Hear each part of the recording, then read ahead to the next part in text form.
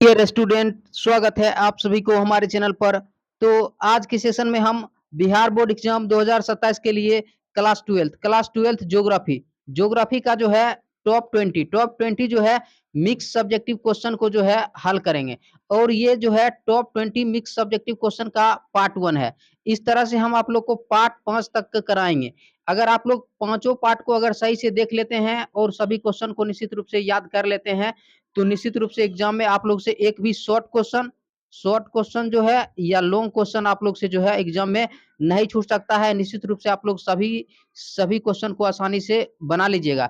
इस तरह से आर्ट्स विषय में जितने भी सब्जेक्ट है, सभी सब्जेक्ट का हम बारी-बारी से जो है टॉप 20 मिक्स सब्जेक्टिव क्वेश्चन का पार्ट लाएंगे, जिससे आप लोग जो है एग्जाम में पढ़कर अच्छे से अच्छे मार्क्स जो है ला सकते हैं।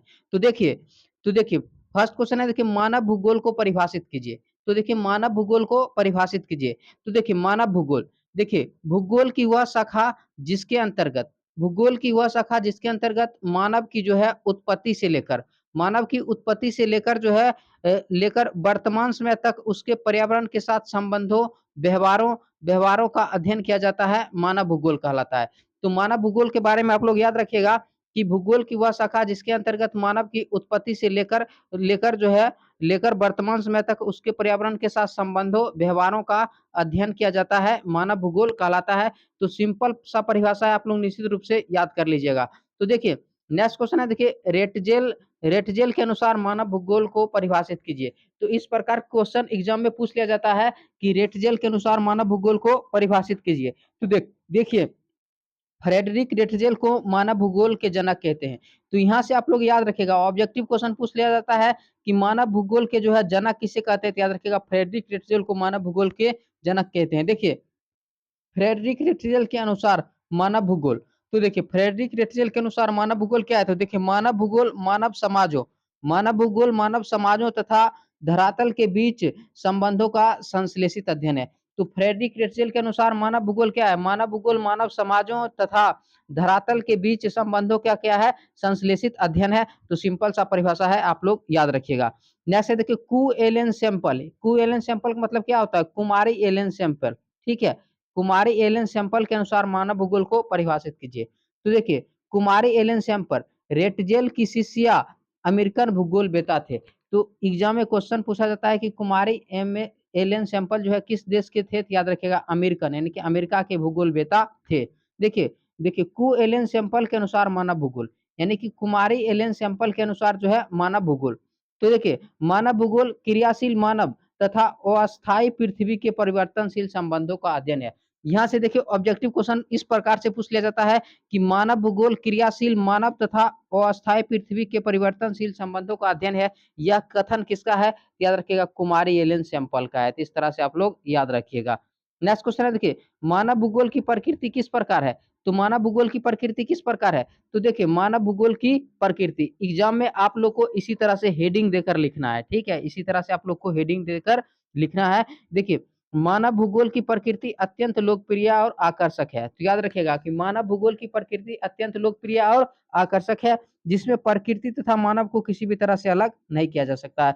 तो सिंपल सा आंसर हम आप लोग को लिखे हैं बिल्कुल आसान भाषा में कि मानव भूगोल की प्रकृति अत्यंत लोकप्रिय और आकर्षक है, जिसमें प्रकृति तथा मानव को किसी भी तरह से अलग नहीं किया जा सकता है। देखिए यही कारण है कि हम प्रकृति तथा मानव का अलग-अलग अध्ययन नहीं करते हैं, और यही कारण है कि हम प्रकृति तथा मानव का जो है अलग-अलग अध्ययन नहीं करते हैं। देखिए नेक्स्ट क्वेश्चन है कि द्वितीयक क्रियाएँ से आप क्या समझते हैं?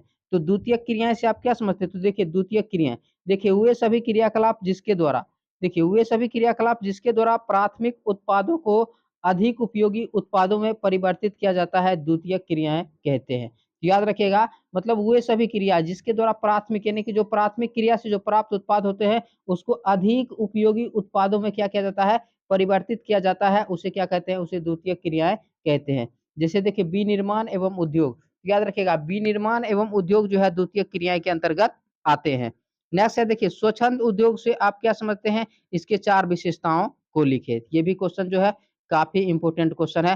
तो देखिए स्वच्छंद उद्योग, देखिए वैसा उद्योग जिसमें एक या एक से अधिक कच्चे माल की आवश्यकता होती है, उसे स्वच्छंद उद्योग कहते हैं। तो सिंपल सा परिभाषा लिखे हैं, जिस उद्योग में देखिए एक या एक से अधिक जो है कच्चे माल की आवश्यकता होती है उसे क्या कहते हैं? स्वच्छंद उद्योग कहते हैं। देखिए स्वच्छंद उद्योग की 4 विशेषताएँ इस प्रकार है।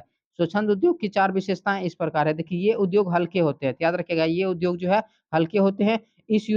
इस उद्योग में कच्चे माल के स्थान पर कल पुर्जों का उपयोग होता है और इस उद्योग में जो है कच्चे माल के स्थान पर जो है छोटे-छोटे मतलब पार्ट पुर्जों के क्या होते हैं उपयोग होता है। देखिए ये उद्योग स्वच्छ और प्रदूषण मुक्त होते हैं और ये उद्योग जो है स्वच्छ और प्रदूषण मुक्त होते हैं। देखिए इसे आवासीय बस्तियों के समीप स्थापित किया जा सकता है। आवासीय बस्तियों के समीप क्यों स्थापित किया जा सकता है? क्योंकि ये उद्योग जो है स्वच्छ और प्रदूषण मुक्त होते हैं। देखिए नेक्स्ट क्वेश्चन देखिए चतुर्थ क्रियाएँ से आप क्या समझते हैं? तो देखिए चतुर्थ क्रियाएँ, देखिए अनुसंधान अनुसंधान तथा विकास पर केंद्रित क्रियाएँ जो विशिष्टकृत ज्ञान, तो याद रखिएगा अनुसंधान अनुसंधान तथा विकास पर केंद्रित क्रियाएँ जो विशिष्टकृत ज्ञान हो गया, तकनीकी दक्षता हो गया तथा प्रशासनिक क्षमता से संबंधित होते हैं, उसे चतुर्थ क्रियाएँ कहलाती है। जैसे देखिए सुरक्षा हो गया, शिक्षा हो गया, प्रशासन हो गया, शोध हो गया, सूचना प्रौद्योगिकी इत्यादि ये सभी जो है चतुर्थ क्रिया के अंतर्गत जो है आते हैं। नेक्स्ट है देखिए पंचम क्रियाएँ से आप क्या समझते हैं?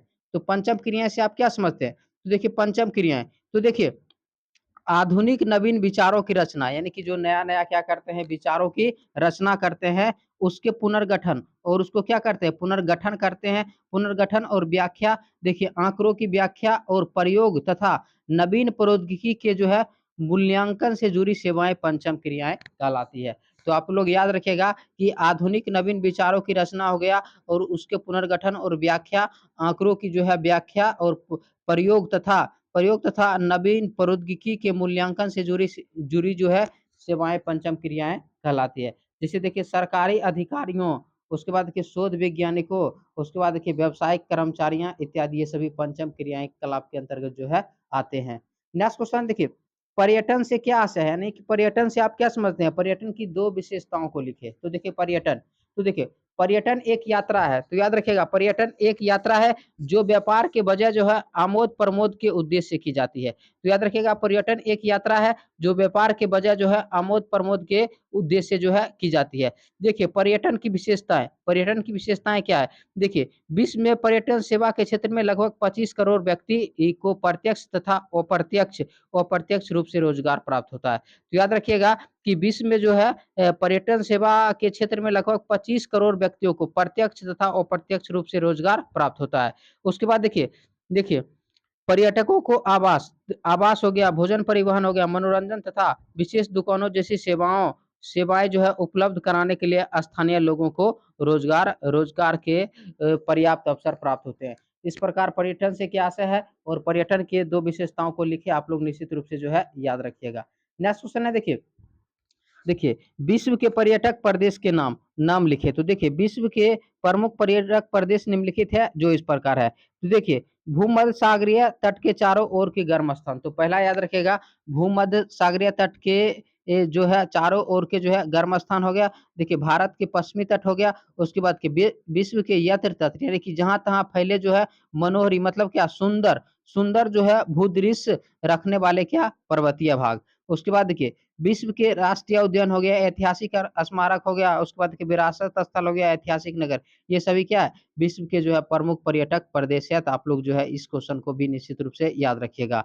नेक्स्ट क्वेश्चन है देखिए महानगर क्या है? ये नगरीय संकुलों से किस प्रकार भिन्न होते हैं?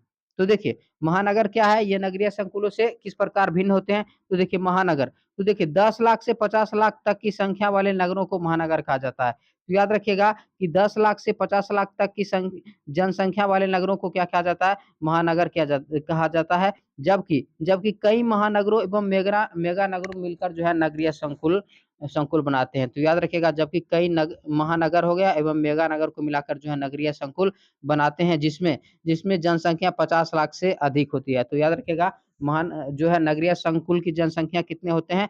50 लाख से अधिक होती है, ठीक है? तो इस प्रकार आप लोग महानगर के बारे में और ये नगरीय संकुलों से किस प्रकार भिन्न होते हैं, याद रखिएगा।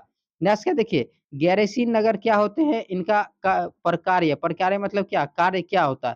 तो देखिए गैरसीन नगर या छावनी नगर, तो देखिए वैसा नगर जहाँ सैनिक बसाव किए जाते हैं उसे गैरसीन नगर या छावनी नगर कहते हैं। तो याद रखिएगा कि वैसा नगर जहाँ पर सैनिक जो है बसाव किए जाते हैं उसे गैरसीन नगर या छावनी नगर कहते हैं। देखिए इन नगरों को देखिए कैंट या कैंट या देखिए कैंटोनमेंट भी कहा जाता है। तो याद रखिएगा कि गैरीसन नगर को जो है कैंट या कैंटोनमेंट भी कहा जाता है। देखिए इन नगरों में सैनिक अभ्यास क्या किया जाता है? सैनिक अभ्यास हो गया, प्रशिक्षण हो गया, कार्यालय हो गया तथा सेना संबंधी जो है अन्य कार्य मुख्य रूप से किए जाते हैं। जैसे में याद रखें आंवला पूछ लेता है कि आंवला किस प्रकार का नगर है? तो याद रखिए गैरीसन नगर हो गया।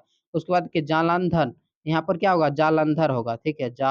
जालंधर होगा, जालंधर, ठीक है? जालंधर हो गया, उसके बाद देखिए महू हो गया, बबीना हो गया तथा उधमपुर भारत के प्रमुख क्या है? गैरीसन नगर है। तो इसके बारे में आप लोग याद रखिएगा। नेक्स्ट क्वेश्चन है देखिए रेशम मार्ग यानी कि सिल्क रूट के बारे में बताएँ। तो रेशम मार्ग के बारे में बताना है। तो देखिए रेशम मार्ग, देखिए रोमन काल में रोम को चीन से जोड़ने वाले देखिए 6000 किलोमीटर लंबा मार्ग था। तो रेशम मार्ग के बारे में याद रखिएगा कि रोमन काल में जो है रोम को चीन से जोड़ने वाला जो है जोड़ने वाला यहाँ पर होगा जोड़ने वाला जो है 6000 किलोमीटर लंबा मार्ग था। देखिए यह मार्ग लंबी दूरी के व्यापार का उदाहरण है। याद रखिएगा रेशम मार्ग जो है लंबी दूरी के व्यापार का क्या है? उदाहरण है। देखिए इस मार्ग से व्यापार भारत हो गया, ईरान हो गया, पारसिया, ईरान को पहले पारसिया कहते हैं। पारसिया और मध्य एशिया के स्थानों से चीन चीन में बने रेशम हो गया, उसके बाद कि रोम में बनी ऊन हो गया और बहुमूल्य धातुओं कई अन्य कीमती वस्तुओं का क्या हो करते थे? व्यापार करते थे। तो इस प्रकार आप लोग रेशम मार्ग के बारे में याद रखिएगा। नेक्स्ट क्वेश्चन है देखिए, विश्व व्यापार संगठन के बारे में बताइए और देखिए विश्व व्यापार संगठन के आधारभूत कार्य कौन-कौन से हैं? तो देखिए विश्व व्यापार संगठन के बारे में सबसे पहले बताना है। तो देखिए विश्व व्यापार संगठन, देखिए अंतर्राष्ट्रीय व्यापार में संतुलन स्थापित करने के लिए 30 अक्टूबर 1947 को जेनेवा जेनेवा जो है स्विट्जरलैंड में गेट की स्थापना हुई थी। किसकी? गेट को पहले देखिए विश्व व्यापार संगठन को पहले गेट के नाम से जानते थे, ठीक है? तो गेट के नाम से स्थापना हुई थी। देखिए इस समझौते पर देखिए 23 देशों ने हस्ताक्षर किए थे और उस समय उस समझौते पर जो है 23 देशों ने हस्ताक्षर किए थे। देखिए जनवरी 1948 को देखिए अंतिम रूप रूप से क्या हो गया? लागू हो गया और देखिए जनवरी 1995 से इसे डब्ल्यूटीओ यानी कि वर्ल्ड ट्रेड ऑर्गेनाइजेशन के नाम से जाना जाने लगा। और देखिए 2023 में 164 देश इसके सदस्य थे। इसका मुख्यालय जिनेवा स्विट्जरलैंड में है। पूछ लिया जाता है कि विश्व व्यापार संगठन का मुख्यालय कहाँ है? तो मुख्यालय जिनेवा स्विट्जरलैंड में है। और देखिए इसके आधारभूत क्या कार्य क्या है? देखिए यह समूह सभी सदस्य देशों के बीच आपसी विवादों का निपटारा करता है। यानी कि विश्व व्यापार संगठन का जो समूह है, वह सभी सदस्यों के बीच जो है आपसी विवादों का क्या करता है? निपटारा करता है। यह सभी सदस्यों के बीच व्यापार संबंधी नियमों का पालन करता है। और यह जो है सभी सदस्य देशों के बीच जो है व्यापार संबंधी नियमों का क्या करता है? पालन करता है। यह समूह व्यापारिक क्रियाओं को वैश्विक स्तर पर जो है आधार प्रदान करता है। यो यह समूह जो है व्यापारिक क्रियाओं को जो है वैश्विक स्तर पर क्या करता है कि आधार प्रदान करता है। जैसे देखिए ओपेक के बारे में बताइए। नेक्स्ट क्वेश्चन है देखिए, तो इसको आप लोग स्क्रीनशॉट कर लीजिएगा, काफ़ी इम्पोर्टेंट क्वेश्चन है। नेक्स्ट क्वेश्चन है देखिए, ओपेक के बारे में बताइए, इसके प्रमुख उद्देश्य को लिखिए। तो देखिए ओपेक देखिए वर्ष 1960 में विश्व के तेल उत्पादक राष्ट्रों ने इराक के बगदाद में ओपेक की स्थापना किया। तो याद रखिएगा ओपेक का स्थापना कब हुआ था? तो वर्ष 1960 में जो है विश्व के तेल उत्पादक यानी कि जो तेल उत्पादक राष्ट्र हैं, देश हैं, उन्होंने क्या किया? इराक के जो है बगदाद में ओपेक की स्थापना किया। देखिए ओपेक तो देखिए पेट्रोलियम निर्यातक जो है राष्ट्रों का संगठन यानी कि organisation of the petroleum exporting countries. इस तरह से ओपेक का आप लोग जो है फुल फॉर्म यानी कि पूरा नाम जो है याद रखिएगा। उसके बाद देखिए ओपेक का मुख्यालय ऑस्ट्रेलिया के वियना नगर में है। तो याद रखिएगा ओपेक का मुख्यालय क्या है? कहाँ है? तो ओपेक का मुख्यालय जो है ऑस्ट्रेलिया के वियना नगर में है। और देखिए ओपेक के मुख्य उद्देश्य क्या है? देखिए पेट्रोलियम निर्यातक देशों में परस्पर समन्वय तथा एकता स्थापित करना। तो ओपेक का मुख्य उद्देश्य क्या है? पेट्रोलियम निर्यातक देशों में परस्पर जो है समन्वय तथा एकता को स्थापित करना। उसके बाद देखिए पेट्रोलियम के उत्पादन हो गया, निर्यात हो गया तथा प्रति बैरल मूल्य का निर्धारण सदस्य सदस्य जो है देशों की सहमति से निर्धारित करना। उसके बाद देखिए वर्ष 2020 में ओपेक संगठन में 14 देश सम्मिलित रहे जो इस प्रकार है। तो याद रखिएगा सदस्य देशों के नाम याद रखिएगा, जैसे ईरान हो गया, इराक हो गया, कुवैत हो गया, कतर हो गया, सऊदी अरब हो गया, संयुक्त अरब अमीरात हो गया। उसके बाद देखिए अल्जीरिया हो गया, अंगोला हो गया, लीबिया हो गया, नाइजीरिया हो गया। उसके बाद देखिए वेनेजुएला हो गया, इक्वेडोर हो गया। उसके बाद देखिए देखिए इक्वेटोरियल हो गया, इक्वेटोरियल गिनी और गेबोन। ये सब क्या है कि वर्ष 2020 में ओपेक के संगठन देश के नाम है, इसलिए आप लोग इसको याद रखिएगा। तो ये भी क्वेश्चन काफ़ी इंपॉर्टेंट क्वेश्चन है। अब देखिए यहाँ से दीर्घ उत्तरीय क्वेश्चन आता है। देखिए हम आप लोग को शॉर्ट क्वेश्चन देखिए 15 क्वेश्चन बताए हैं। शॉर्ट क्वेश्चन 15 क्वेश्चन बताए हैं और अभी जो है 5 लॉन्ग क्वेश्चन बताएँगे। लॉन्ग क्वेश्चन आप लोग को जो है 5 बताएँगे और निश्चित रूप से एग्ज़ाम में इससे बाहर क्वेश्चन नहीं आएगा। तो देखिए फर्स्ट क्वेश्चन है, देखिए जननांगीय संक्रमण से आप क्या समझते हैं? इसके सिद्धांत एवं अवस्थाएँ का वर्णन करें। तो जननांगीय संक्रमण से आप क्या समझते हैं? इसके जो है सिद्धांत एवं अवस्थाएँ का वर्णन कीजिए। तो देखिए जननांगीय संक्रमण, देखिए यह एक सिद्धांत है, तो याद रखिएगा जननांगीय संक्रमण क्या है? यह एक सिद्धांत है जिसका उपयोग करके किसी क्षेत्र की जनसंख्या का वर्णन किया जाता है। तो जननांगीय संक्रमण के बारे में याद रखिएगा कि यह एक क्या है? यह एक सिद्धांत है जिसका उपयोग करके जो है उपयोग करके जो है किसी भी जो है क्षेत्र की जनसंख्या का वर्णन किया जाता है, इसका या और उसका पूर्वानुमान लगाया जाता है। देखिए जननांगीय संक्रमण के सिद्धांत यानी कि महत्वपूर्ण आधार।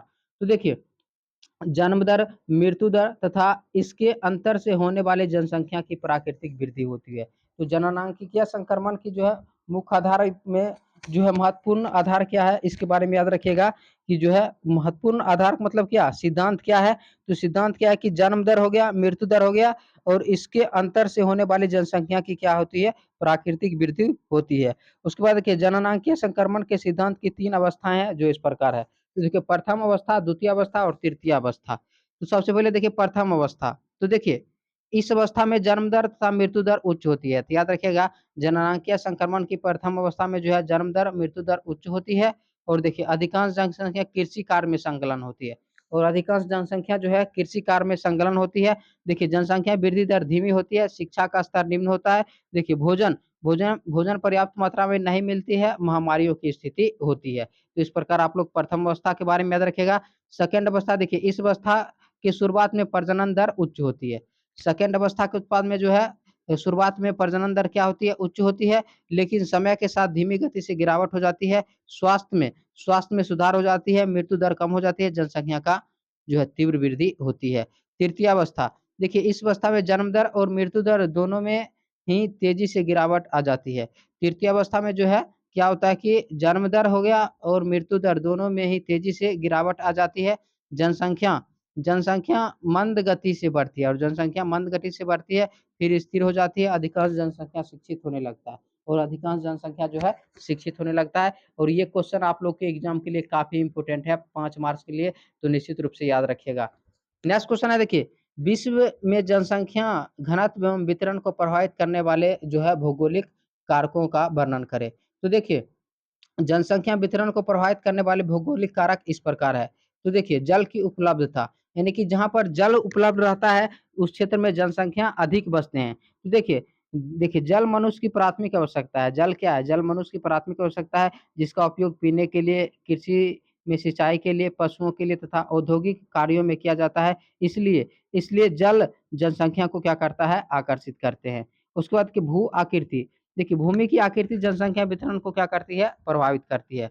देखिए विश्व के समतल मैदानी भागों भागों में लोग अधिक बसी मिलते हैं क्योंकि यह क्षेत्र कृषि कार्यों के लिए सड़क, यहाँ पर क्या होगा? सड़क होगा। सड़क निर्माण तथा उद्योग की स्थापना के लिए क्या है? अनुकूल है।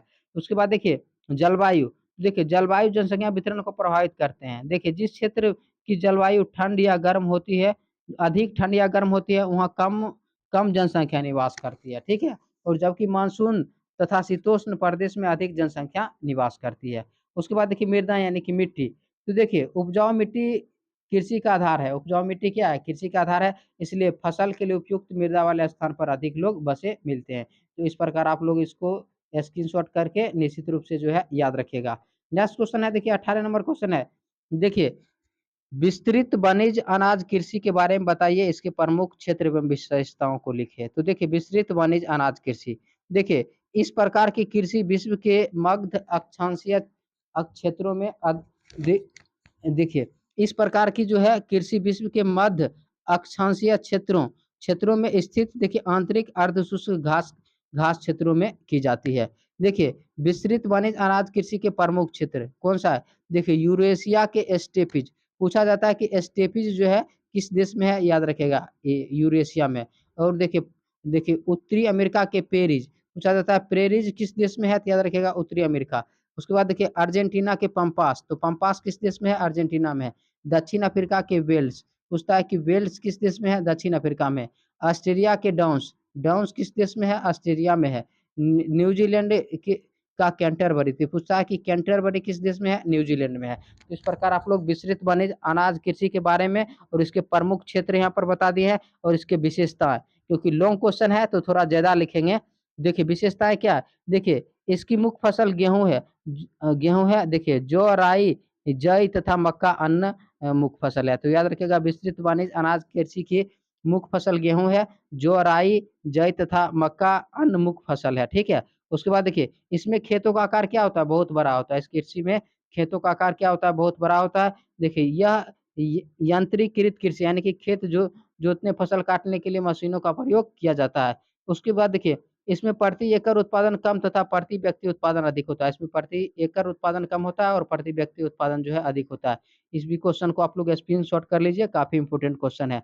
नेक्स्ट क्वेश्चन है देखिए, देखिए मिश्रित कृषि से आप क्या समझते हैं? इसकी मुख्य विशेषताओं को लिखिए। तो देखिए मिश्रित कृषि, देखिए वैसा कृषि जिसमें फसल उत्पादन एवं पशुपालन को समान महत्व दिया जाता है, मिश्रित कृषि कहलाता है। तो याद रखिएगा जिस कृषि में जो है फसल उत्पादन एवं पशुपालन को समान महत्व दिया जाता है, मिश्रित कृषि कहलाता है। देखिए मिश्रित कृषि की विशेषताएं, मिश्रित कृषि की विशेषता क्या है? देखिए इस प्रकार की कृषि में फसल उत्पादन एवं तथा पशुपालन साथ साथ किया जाता है। मिश्रित कृषि में जो है फसल उत्पादन एवं पशुपालन क्या किया जाता है? कि साथ-साथ किया जाता है। इसमें खेतों का आकार क्या होता है? मध्यम होता है। और इस कृषि में खेतों का आकार क्या होता है? मध्यम होता है। देखिए गेहूँ, जौ, राई, मक्का, चारे की फसल तथा कंद-मूल सब, ये सब क्या प्रमुख फसल है। देखिए यह कृषि विश्व के अति विकसित भागों में की किया जाता है और जो मिश्रित कृषि जो है विश्व के अति विकसित भागों में किया जाता है। देखिए मिश्रित कृषि के प्रमुख क्षेत्र, देखिए पश्चिमी यूरोप हो गया, यूरेशिया के कुछ भाग, उत्तरी अमेरिका के पूर्वी भाग, दक्षिणी अमेरिका और देखिए अफ्रीका के देखिए समशीतोष्ण जलवायु वाले भागों में मिश्रित कृषि का क्या मिलता है? विस्तार मिलता है। इस प्रकार आप लोग मिश्रित कृषि के बारे में याद रखिएगा। और लास्ट क्वेश्चन भी है कि देखिए लास्ट क्वेश्चन है कि डेयरी कृषि से क्या समझते हैं? डेयरी कृषि किसे कहते हैं?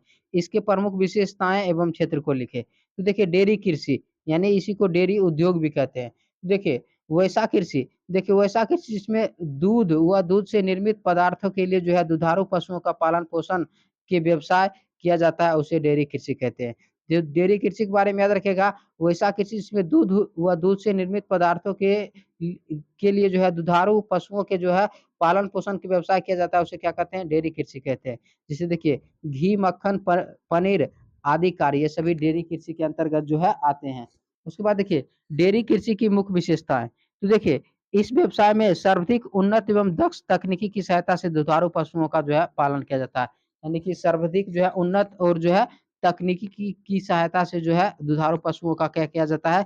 पालन किया जाता है। इस व्यवसाय में गहन मानवीय श्रम तथा पर्याप्त पूंजी की क्या होती है? आवश्यकता होती है। देखिए पशुओं के स्वास्थ्य, प्रजनन एवं पशु चिकित्सा पर पर्याप्त ध्यान दिया जाता है। उसके बाद देखिए इस व्यवसाय में देखिए पार्श्वरीकरण की सुविधा उपलब्ध होती है। पार्श्वरीकरण मतलब क्या? जो इस व्यवसाय में जो उत्पाद प्राप्त किया जाता है, उसको लंबे समय तक जो है सूक्ष्मजीव से क्या किया जाता है? मुक्त किया जाता है, जिस प्रक्रिया को पार्श्वरीकरण कहते हैं। देखिए, इस व्यवसाय में पर्याप्त पूँजी की आवश्यकता होती है। देखिए, इस व्यवसाय से प्राप्त विभिन्न डेयरी उत्पादों को दीर्घ समय तक क्या किया जाता है? संरक्षित किया जा सकता है। अब देखिए डेयरी कृषि के प्रमुख क्षेत्र कौन-कौन है? डेयरी कृषि के प्रमुख क्षेत्र, देखिए उत्तरी पश्चिमी यूरोप डेयरी कृषि का सबसे बड़ा क्षेत्र है। तो याद रखिएगा डेयरी कृषि का सबसे बड़ा क्षेत्र कौन है?